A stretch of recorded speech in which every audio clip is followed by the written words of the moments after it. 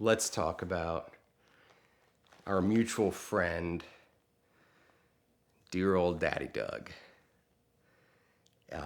There is no one quite like him. Watching Cars and Bids grow from a small auction enthusiast site to being what, in my opinion, is the single greatest legitimate competitor to the juggernaut that is Bring a Trailer, which Randy and Howard are also friends, and I give those guys all the respect in the world for building something that truly changed the game. Been friends with Doug for a little while now, and was hearing the process as TCG was looking to make an investment in Cars and Bids and his channel.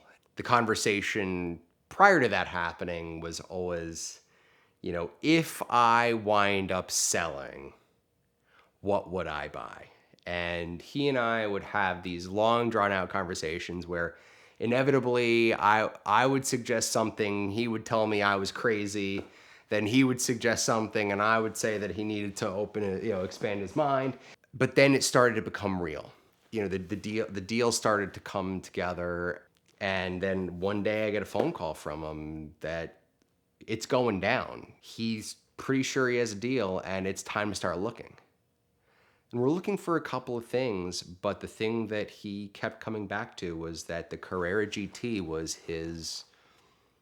his car. And that was the car that from day one he had always said that he idolized, dreamed about, yearned for, lusted after. And I said, listen, man, Carrera GT is an exceptional, very, very special car. It is an icon. It is the end of an era. And if that is what you want, then that is what you should go for. We did get into a bit of a debate about colors because Doug loves and is a huge advocate for purchasing cars in launch spec. I am a huge advocate of getting things that are weird and oddball and different and out of the norm. So therefore, knowing that Doug had always talked about wanting yellow was interesting to me because the car was launched in silver, but he really, really wanted yellow.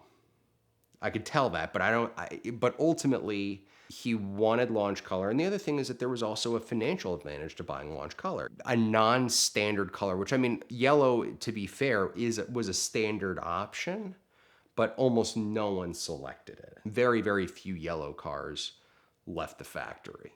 A yellow car was, at the time, a very hefty premium. You're talking, depending on the car, you're talking a premium of anywhere from $250,000 to $400,000 over a comparable silver car, which that's a real amount of money to most people. That's a serious amount of money to pay for the color on your car. That buys you a house in many places. So to have your car, the color of your Carrera GT be different. So ultimately we settled on, launch exterior car that was very well maintained, very clearly loved, but was something that he could drive without great concern or reservation. Because the other issue that you have with Carrera GTs is that a lot of them are just kept in hermetically sealed chambers and never driven. And it's remarkable how many 3,000 mile Carrera GTs there are, which is really a shame because it's actually a very nice car to drive. And I sort of jokingly say that's why you see sub 1,000 mile Carrera GTs all have 10 plus owners, because the guys never drive them, they never fall in love with them, they never care about them. And then they forget that they bought the thing, and then that I forgot. Oh yeah, that thing. All right, I'll trade that thing in, and that's how you wind up with those cars having so many owners. The low mile cars wind up having a lot of owners. The criteria was buy a very nice driver, and fortunately, I knew of a car that met the exact criteria that just so happened to be in my backyard. It was literally 20 minutes from my showroom. When I got the call from Doug, I made a call to the owner. The next day I was delivering inspection photos, records, etc. It had been very clearly loved, had been the recipient of a recent major service, recent clutch, all the things that you look for in a Carrera GT that are seemingly innocuous, but if you look at what they can cost in a Carrera GT, can be mind-bendingly expensive. Within a week and a half, Doug owned his dream car. But this entire time, he and I had been talking about different colors on cars, etc. How yellow was a color that really resonated with him on that car. And while this was going on, I was chasing a very, very special yellow Countach. Doug, in this new role as the leader of Cars and Bids, but not necessarily the primary owner of Cars and Bids, they were looking for big cars to really make a mark. Cars and Bids has really established itself as a great place to sell what I would call enthusiast level cars. You know, like a lot of JDM cars, M3s, M5s, stuff like that. They're very, very competitive with Bring a Trailer, but as of yet, they had not started marketing some of the more expensive cars that are now de rigueur on Bring a Trailer. I mean, I remember a time on Bring a Trailer, wasn't that long ago, on Bring a Trailer, you know, you saw a car into the six figures and you went, whoa, okay, you know, and $1 million car on Bring a Trailer, oh my God, you know. Now it's completely normal, totally normal. To Doug's credit, he wanted to compete with Bring a Trailer. I was hunting this yellow Countach, which was a fantastic car, is a fantastic car. You know, it was a final example of the original, you know, the original Gandini design in a crazy rare color, which, I mean, to get back to colors, you know, silver is super common on a Carrera GT in the same way that red is super common on a Countach. So whenever you see something that is not red on a Countach, it is cause for immediate pause and consideration. Not saying that a red Countach is not without merit. Still a Countach, still one of the in my opinion, one of the top 5 most iconic cars I've ever made. But one of 9 cars produced in yellow is still a really special thing. So I was pursuing this car for purchase to inventory. At the same time, Doug and I are having this conversation about, you know, rare colors, special cars, and doing something big and special on Cars and Bids. We both came to it at the same time of, listen, you know, Doug just bought his dream car to commemorate this huge moment in his life, this huge achievement.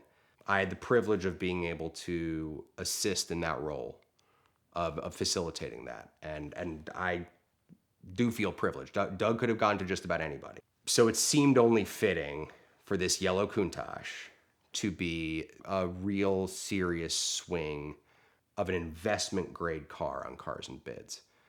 So to be fair, in the intervening time, from the time I got the car and then prepared it, made it perfect, because when I bought it, it was very, very nice, but there were still little things that it needed to get to 100%. I will not sell or represent something that is not 100%. In the intervening time that it took to get that car to 100%, there was a very high mile Ford GT that went on Cars and Bids, and there was a salvage title Carrera GT that went on Cars and Bids. While both of those cars are cool cars, I would not qualify them as investment grade. This Countach, I can say with no ego, is investment grade. It's a, you know, US car, final year of the original design, rare color, no accidents, significant recent servicing by the oldest independent Lamborghini shop in the world, Otto Kremer. They've been around since 1967. Great guys, by the way. Original interior, on and on and on and on. The car is a fantastic car. So it only seemed fitting for this to be the one. And the car has just had its big debut. The auction launched a few days ago, and I could not be more happy or proud to be representing that car with my friend Doug on Cars and Bids, in tandem with guys like Larry Casilla, etc. I really look forward to seeing how the world perceives this thing.